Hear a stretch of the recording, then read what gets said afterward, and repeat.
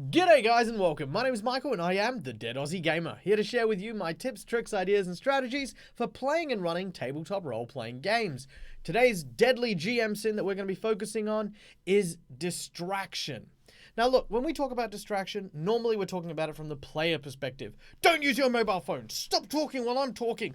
Oh my god, I swear to god, if I hear one more person playing Candy Crush while I'm running a game, these things and many more can, of course, drive a GM to the brink.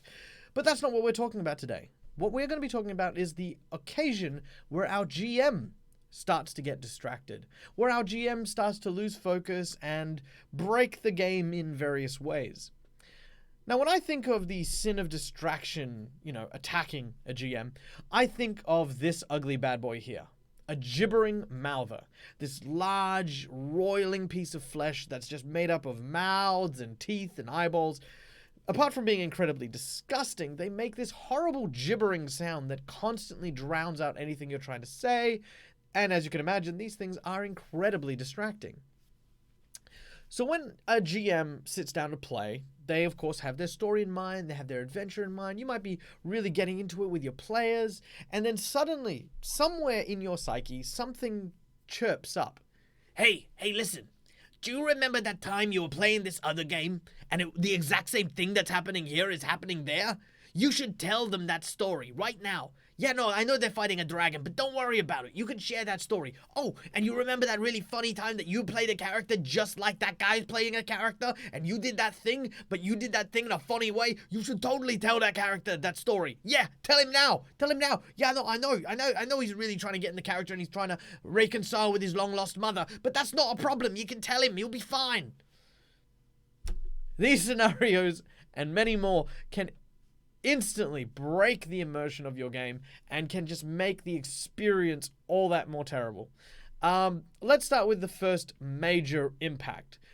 When you build up a world as a GM, it's all about trying to get your players to forget where they are, to forget the real world, and to get themselves into the feel of the game, to be a part of the world. By simply sharing anecdotal stories of another adventure, you break that. You break that immersion. You take it away from them. And, it's kind of them going out and then having to come back into the world and into the setting and re-immerse. It's tricky. Number 2 is time. Now, sharing stories is a lot of fun. I mean, role-playing, after all, is a social experience, one that you want to have with your friends and your family, and you want to have a great time and catch up and do all of these things.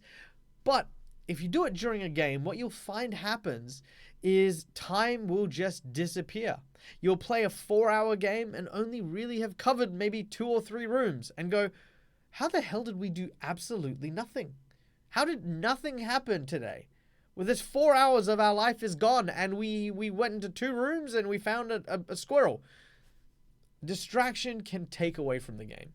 Because that's really what it is. Think of it like that. It's like watching a glass filled with water slowly getting filled with pebbles. The more pebbles you throw in, the more anecdotal stories, the more tales, the more stuff that you add in, the more of your plot, the more of your story, the more of your NPC interactions just pour out onto the floor. Okay? And of course, the longer your story, or the more distracted you get before you can get everyone back into the game, the larger rock you put into that glass. So that's how I imagine that level of distraction works. So what can we do to deal with that? Well, firstly, if you feel like you have an anecdotal story that you want to tell as the GM, do what I do. Write it down. Honestly, just write down a key point, some couple of key words. Let's say, for example, I'm talking about a shadow elf and the group happen to encounter one. And I go, oh, you remember that time that I had a shadow elf that was so hard to find, he had to create an illusion to talk to people? Shadow elf. Done.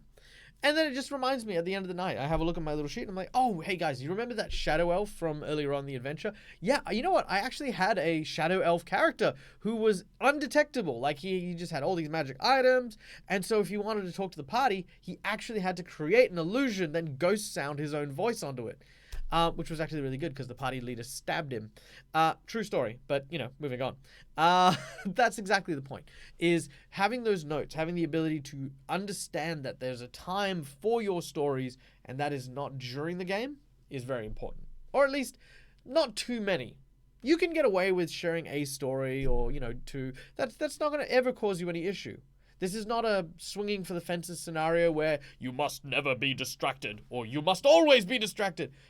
Yeah, sure, share a story. That's cool. But don't let that gibbering mouther end up drowning out everything else. Don't let it lose your focus.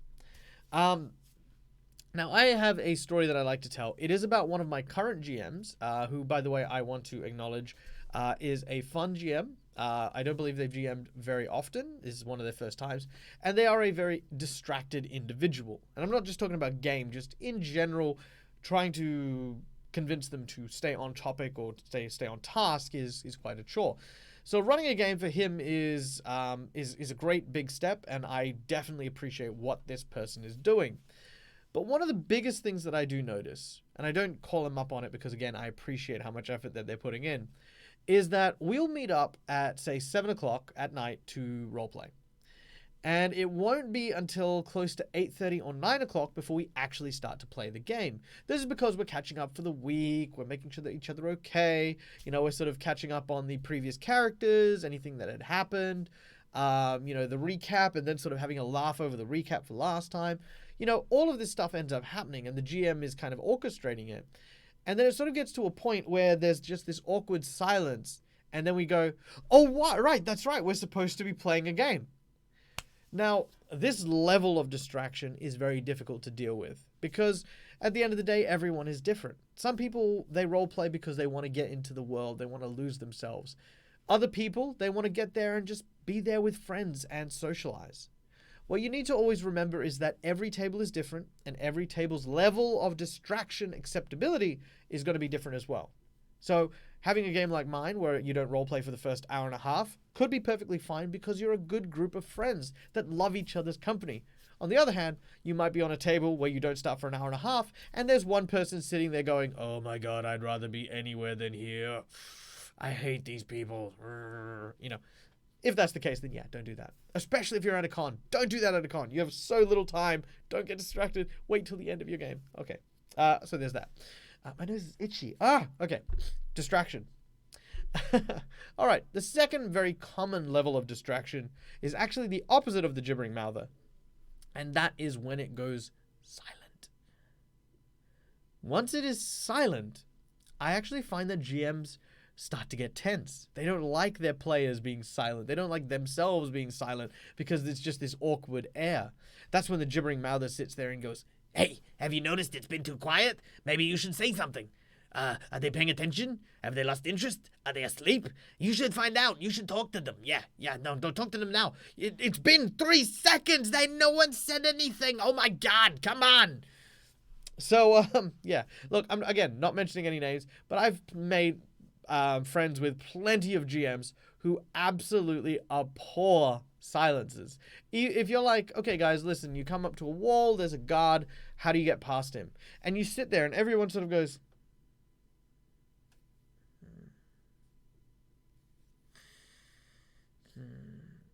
At that point, the GM goes, the guard looks over in your direction. I roll a perception check.